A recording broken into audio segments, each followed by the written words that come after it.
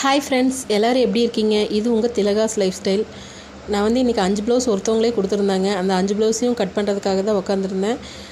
இது வந்து உயரம் அகலம் எல்லாம் மார்க் பண்ணிவிட்டு துணி வேஸ்ட் ஆகாமல் 5 ப்ளவுஸையும் ஒட்டுக்கா போட்டு நல்லா வந்து லெஃப்ட்டில் தான் கட் பண்ணுவேன். ஆனாலும் நல்லா கர்வெல்லாம் நல்லா வரும். அதை வந்து ஃப்ரண்ட்டு பேக்கும் தனியாக கட் பண்ணிக்கணும், மார்க் பண்ணி எடுத்து வச்சுக்கணும். அதுக்கப்புறம் ஃப்ரண்ட்டில் வந்து பார்த்திங்கன்னா கைக்குழி மட்டும் தனியாக கட் பண்ணிக்கணும். ஃப்ரண்ட்டு அது வந்து மறக்காமல் கட் பண்ணிக்கோங்க ஃப்ரெண்ட்ஸ். இல்லாட்டி முன்னாடி கைக்குழி பக்கம் வந்து சுருக்கம் விழுகும். அதுக்கப்புறம் இன்றைக்கி சண்டேங்கிறதுனால வந்து குழந்தைங்க வெளியே போகலான்னு சொல்லிட்டே இருந்தாங்க.